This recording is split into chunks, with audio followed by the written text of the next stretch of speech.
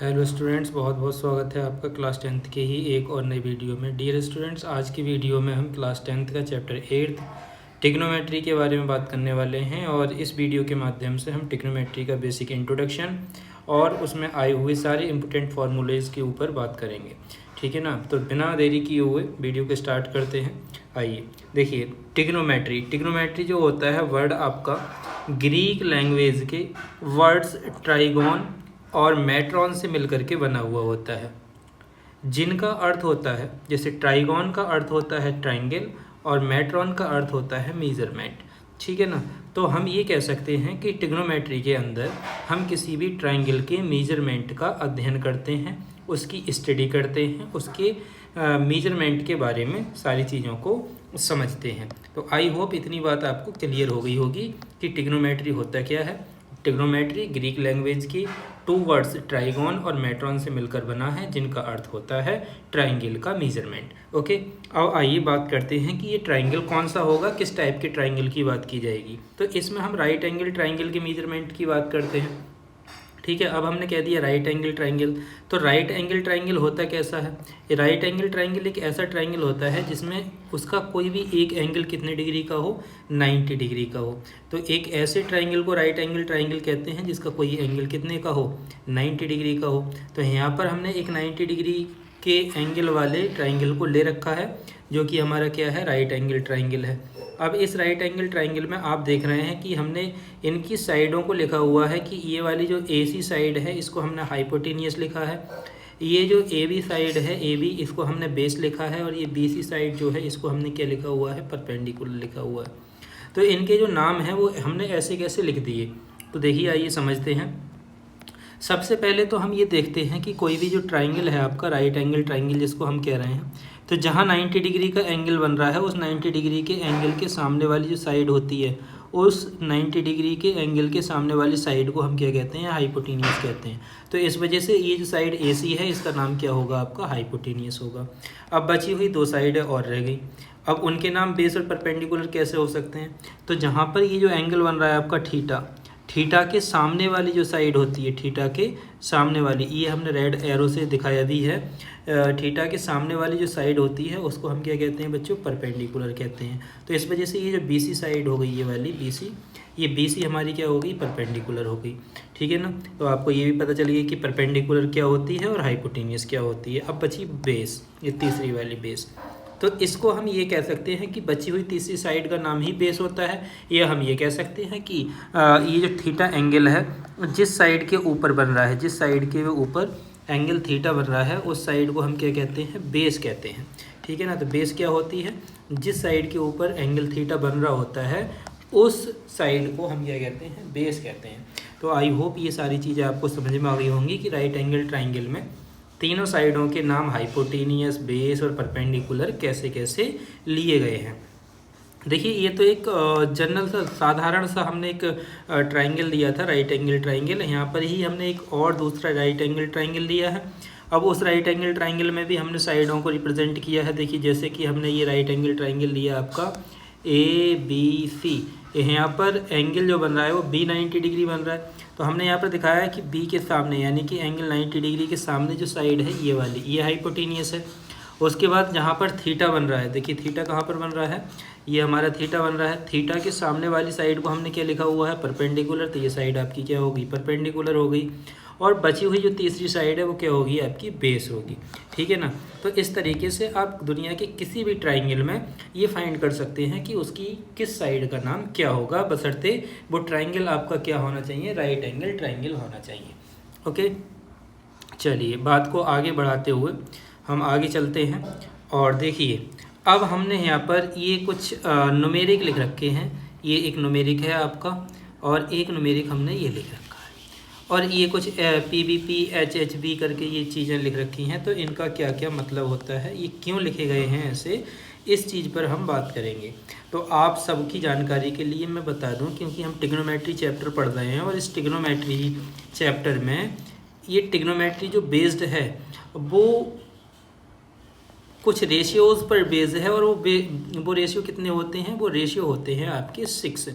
उनको हम trigonometric ratio कहते हैं। क्या कहते हैं, टिग्नोमेट्रिक रेशियो कहते हैं। कौन कौन से होते हैं, एक तो आपका होता है साइन, तो दूसरा होता है कॉस, तीसरा होता है टेन, चौथा होता है कॉट, पांचवा होता है सेक और छठा होता है कॉसेक। तो साइन, कॉस, टेन, कॉट, सेक और कॉसेक ये ट्रिग्नोमेट्रिक रेशियो होते हैं। और ये ट्रिग्नोमेट्रिक रेशियो किसी भी राइट एंगल ट्राइंगल की साइडों में किस तरीके से रिलेट करते हैं और उनकी साइडों के बीच में किस तरीके से रिलेशन को रिप्रेजेंट करते हैं, इस चीज़ को ध्यान में रखते हुए ये कुछ न्यूमेरिक बनाए गए हैं। क्या बनाए गए हैं? न्यूमेरिक बनाए गए हैं। ये 2 न्यूमेरिक हमने बनाए हुए हैं। आप कोई सा भी एक लर्न कर सकते हैं और इस न्यूमेरिक की मदद से हम ये बता सकते हैं कि किसी भी रेशियो के किसी ट्राइंगल के बीच में किस तरीके से रिलेशन हो सकते हैं। तो सबसे पहले हम बात करेंगे किसकी? साइन की। सबसे पहले हम बात करेंगे किसकी? साइन की। देखिए साइन थीटा, जब एंगल क्या बन रहा होगा? थीटा। अब यहाँ पर इस थीटा की जगह ए भी लिखा जा सकता है, यानी कि वर्टेक्स भी दे रखा हो सकता है। वो कह देगा कि साइन ए कॉस सी, साइन बी कॉस सी, इस तरीके से भी अगर दे रहा है तो उसका मतलब ये हुआ कि जो एंगल थीटा है वो कहाँ पर बन रहा है? ए पर बन रहा है, या कहाँ पर बन रहा है? सी पर बन रहा है, या फिर कहाँ पर बन रहा है? बी पर बन रहा है। इस तरीके से भी अगर लिख करके देगा तो आपको वहाँ पर कंफ्यूज नहीं होना है। तो देखिए बात हम कर रहे हैं किसकी? साइन थीटा की। तो sine theta is equal to हमने कितना लिखा है? P upon H. ये पी अपॉन एच का मतलब, पी का मतलब क्या हुआ? परपेंडिकुलर, और एच का मतलब क्या हुआ? हाइपोटेन्यूस। और ये हमने कहाँ से लिया है? ये लिया है इससे, यहाँ से हमने लिया है। तो होता कैसे है? देखिए 6 रेशियो बताए, जिसमें हमने कहा कि पहला जो रेशियो है आपका वो क्या है? साइन। तो ये आपका साइन हो गया, दूसरा कॉस हो गया, तीसरा टेन हो गया, चौथा कॉट हो गया, पांचवा सेक हो गया और छठा कॉसेक हो गया। ये है ना सारे। अब चलते कैसे हैं? अब चलते हैं क्लॉकवाइज डायरेक्शन में, जैसे घड़ी घूमती है वैसे ही आगे बढ़ते जाएंगे। साइन के बाद कॉस, कॉस के बाद टेन, टेन के बाद कॉट, कॉट के बाद सेक, सेक के बाद कॉसेक, इस तरीके से बढ़ते हैं। देखिए पहले रेशियो की हमने बात की यहाँ पर साइन की, तो यहाँ पर क्या आ गया? आपका साइन आ गया। साइन में क्या होता है? Perpendicular upon hypotenuse. तो हमने साइन थीटा ये यहाँ पर लिखा और साइन थीटा का फॉर्मूला लिख दिया, sine theta is equal to perpendicular upon hypotenuse. Okay, उसके बाद में क्या आता है? कॉस आता है। तो कॉस क्या हो जाएगा? कॉस क्या हो जाएगा? कॉस हो जाएगा बेस अपॉन हाइपोटेन्यूस। तो हमने लिख दिया बेस अपॉन हाइपोटेन्यूस। ठीक है, उसके बाद में क्या आएगा? टेन आएगा, और टेन कहाँ पर? तीसरी जगह पर आ रहा है, तो हमने लिखा tan theta equal to perpendicular upon base.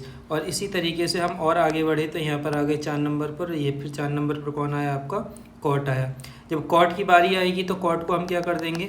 देखिए कॉट को हम क्या कर देंगे? कॉट को कर देंगे उल्टा। देखिए जब हम क्लॉकवाइज डायरेक्शन में चल रहे हैं और हम यहाँ पर बैठे हुए हैं, तो जब हम कॉट की बात करेंगे तो कॉट क्या हो जाएगा? ये बेस अपॉन परपेंडिकुलर, उल्टा हो जाएगा ऊपर की ओर। पहले हम ऊपर से नीचे चल रहे थे, अब हम कहाँ चलेंगे? नीचे से ऊपर की ओर। तो देखिए यहाँ cot theta is equal to कितना होगा? Base upon perpendicular. हमने लिख दिया बेस अपॉन परपेंडिकुलर। ठीक है, उसके बाद में सेक थीटा। तो सेक थीटा कहाँ पर आएगा? यहाँ पर। और सेक थीटा क्या हो जाएगा? सेक थीटा हो जाएगा हाइपोटेन्यूस अपॉन बेस। तो हमने लिख दिया हाइपोटेन्यूस अपॉन बेस। ठीक है, ऐसे ही आपका अगला है sec theta, cosec theta sorry. तो कॉसेक थीटा कहाँ पर आएगा? यहाँ पर आएगा कॉसेक थीटा। ये क्या हो जाएगा? Hypotenuse upon perpendicular. तो हमने लिख दिया हाइपोटेन्यूस अपॉन परपेंडिकुलर। तो ये जो रिलेशन है साइडों के बीच में, किसी भी ट्राइंगल की साइडों के बीच में और रेशियो के बीच में जो रिलेशन होते हैं, वो रिलेशन आपको समझ में आ गए। अब आपको यही कैसे पता रहे कि पी वी पी ऊपर आता है, एच एच भी नीचे आता है? तो उसके लिए हमने ये न्यूमेरिक दे रखे हैं आपको। ये दो न्यूमेरिक दे रखे हैं, जिसमें से एक पहला न्यूमेरिक है आपका पाकिस्तान भूखा प्यासा, हिंदुस्तान हरा भरा। तो इस न्यूमेरिक में भाई कैसे याद करोगे ये बात? तो देखिए पाकिस्तान का आपने पी ले लिया, ये हमने सर्किल कर रखा है। भूखा का आपने बी ले लिया, प्यासा का आपने पी ले लिया, हिंदुस्तान का आपने एच ले लिया, और हरा का आपने एच ले लिया, और भरा का भी आपने क्या ले लिया? एच ले लिया।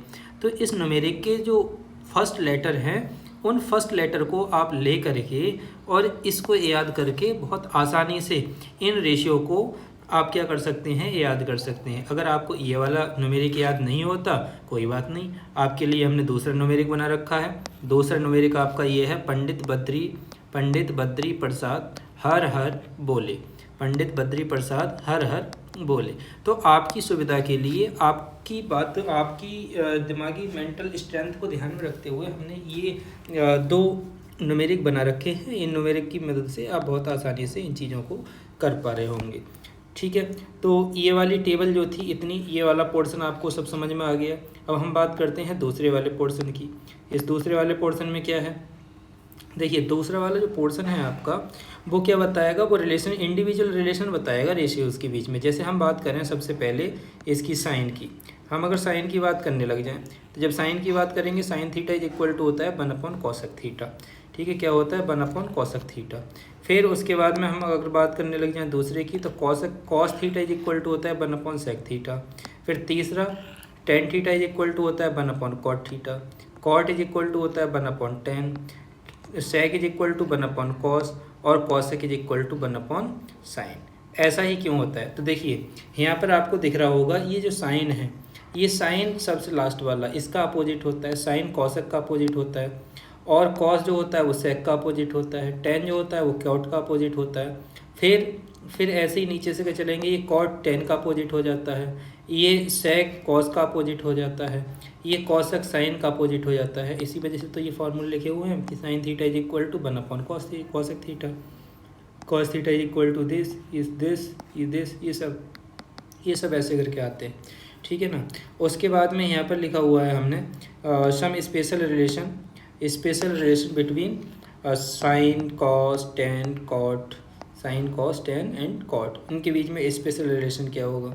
तो देखिए स्पेशल रिलेशन क्या है इसका, ये आपको बहुत ज़रूरी है, याद रखना भी पड़ेगा कि tan theta is equal to कितना होता है sine theta upon cos theta. ये बहुत इंपॉर्टेंट है और ये बार बार क्वेश्चनों में लगेगा, तो इसको आपको बहुत ध्यान से क्या करना है, याद रखना है। Tan theta is equal to कितना होता है sine theta upon cos theta. ठीक है।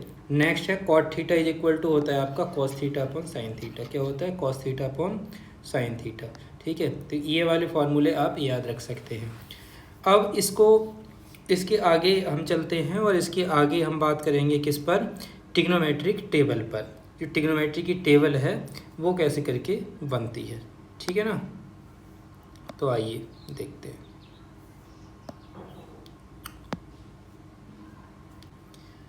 ट्रिग्नोमेट्री टेबल ये कैसे बनाई जाएगी, तो इस पर हम चर्चा करेंगे। देखिए तो यहाँ पर क्या किया है, यहाँ पर ट्रिग्नोमेट्रिक टेबल बनाने के लिए सबसे पहले आपको क्या करना होगा, 0 से लेकर 4 तक आपको नंबर लिखने होंगे। 0 से 4 तक आपने नंबर लिख दिए, 0 1 2 3 4। ठीक है, और फिर सभी को क्या कर देना है, 4 से डिवाइड कर देना है। तो सबको 4 से आपने क्या कर दिया, ये डिवाइड कर दिया। डिवाइड करने के बाद में क्या किया, सभी के ऊपर स्क्वायर रूट लगा लिया। क्या लगा लिया, स्क्वायर रूट लगा लिया। ये देखिए सबके ऊपर हमने स्क्वायर रूट लगा लिया। और जब हमने इतना काम कर लिया, इतना काम करने के बाद में इस स्क्वायर रूट को और नंबरों को आपस में सॉल्व किया, तो हमने देखा कि ये कुछ वैल्यूज़ हमारे पास में आ रही थी। क्या वैल्यू आ रही है, देखिए ये वैल्यू आ रही है हमारे पास में। जैसे ये वैल्यू है आपकी, इसको सॉल्व किए, 0 अपन कोई भी नंबर 0, और अंडर रूट में अगर 0 आएगा, अगर अंडर रूट में क्या आएगा, 0 आएगा, तो उसका मतलब भी क्या होगा, 0 ही होगा। तो इस वजह से इसको सॉल्व करके कितना आया हमारे पास में, ये हमारा आ गया कितना, 0। तो ये हमने 0 लिख लिया। फिर 1/4 4 को अंडर रूट से बाहर लिखेंगे तो कितना हो जाएगा, 2, और अंडर रूट 1 का मतलब होता है 1, तो ये कितना हो गया आपका 1/2। दूसरी वैल्यू देखिए, इस 2 से इस 4 को कट करेंगे तो 2 1 जा 2 और 2 2 जा 4। तो अंडर रूट में कितना बचा, अंडर रूट 1/2। तो अंडर रूट 1 और अपॉन में 2।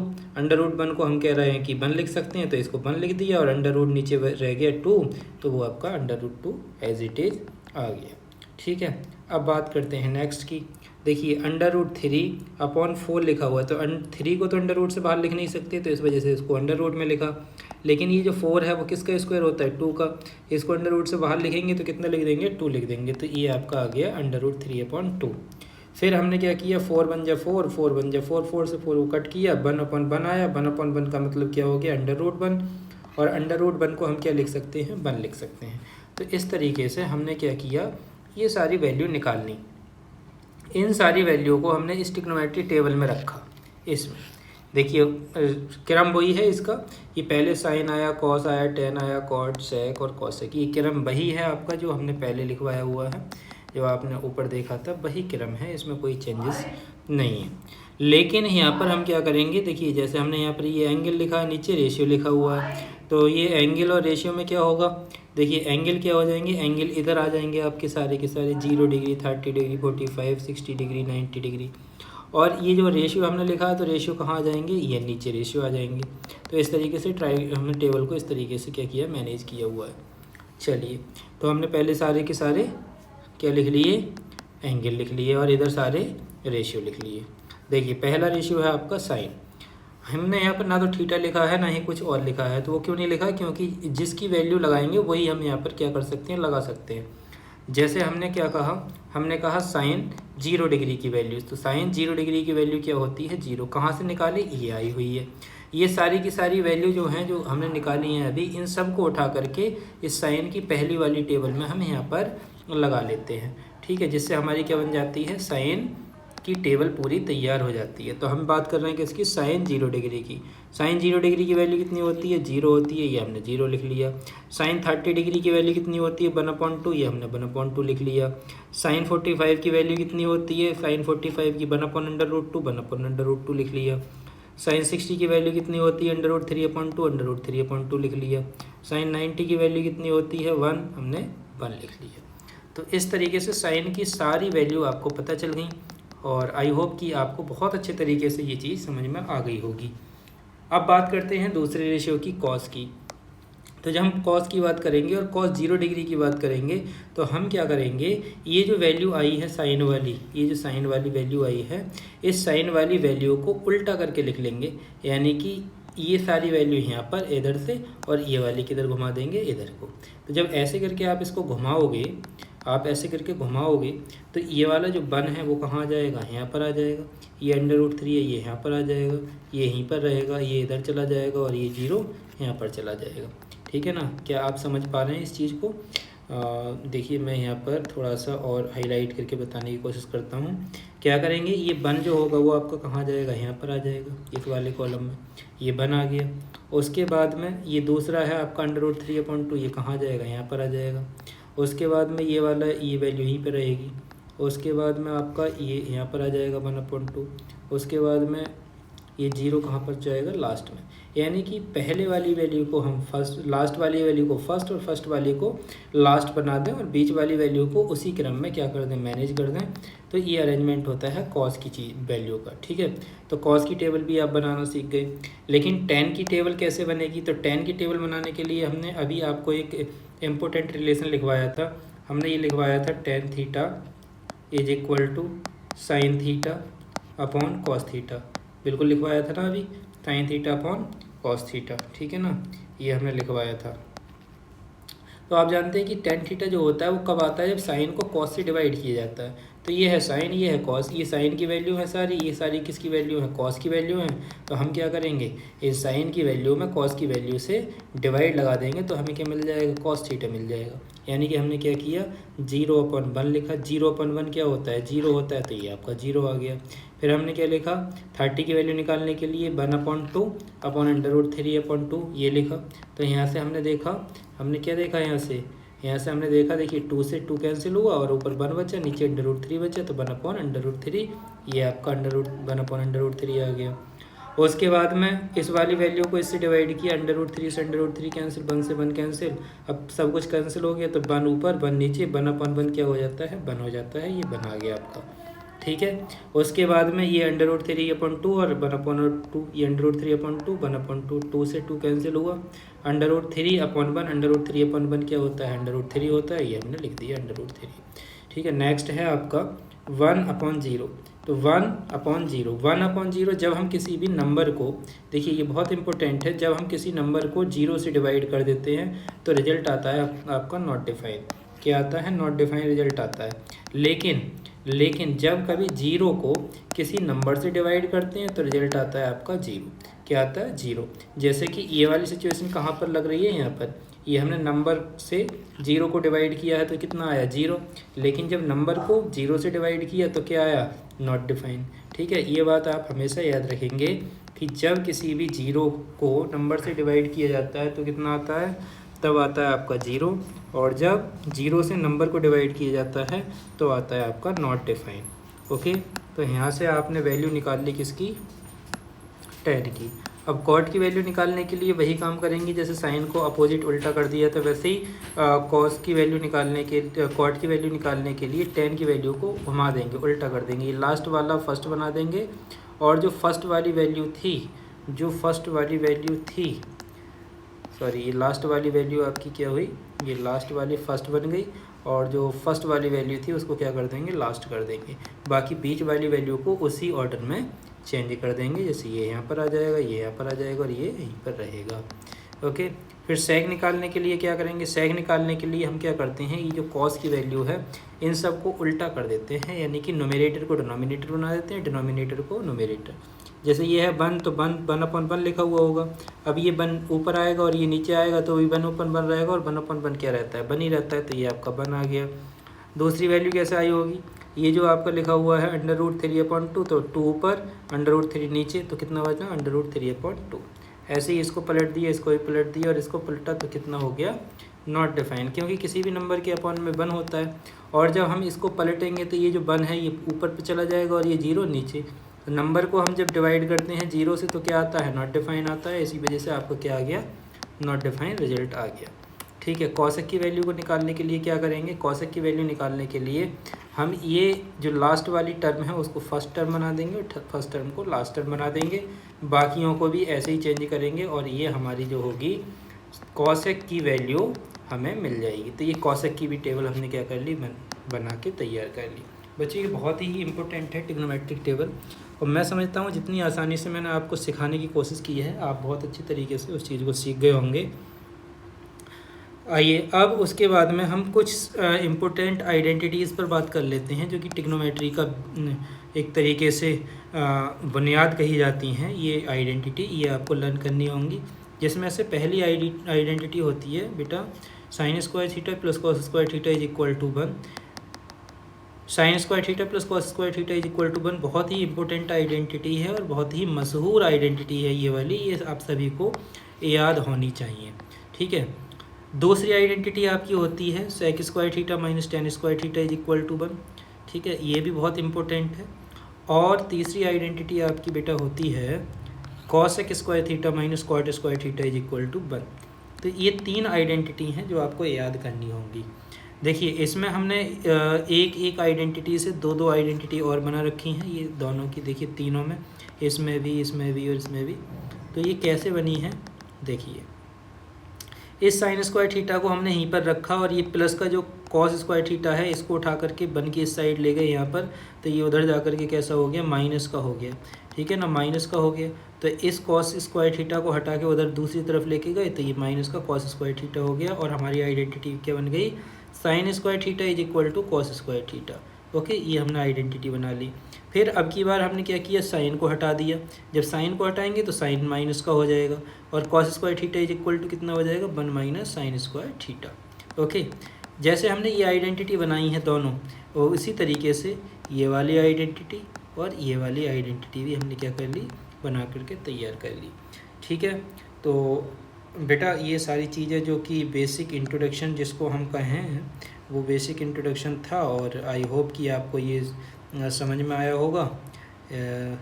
अगर वीडियो आपको समझ में आया है तो चैनल को सब्सक्राइब कीजिए, वीडियो को लाइक कीजिए अपने दोस्तों के साथ, अपने मित्रों के साथ। और अगर आप चैनल पर फर्स्ट टाइम आए हैं तो चैनल को सब्सक्राइब ज़रूर कीजिए, और सब्सक्राइब करने के साथ ही साथ बेल आइकन दबाएं, जिससे कि क्या हो, जो भी ज़रूरी नोटिफिकेशन है वो आपके पास आते रहें, और आप क्या जो भी इन्फॉर्मेशन है वो आप तक मिलती रहे। ठीक है ना, तो थैंक यू वेरी मच।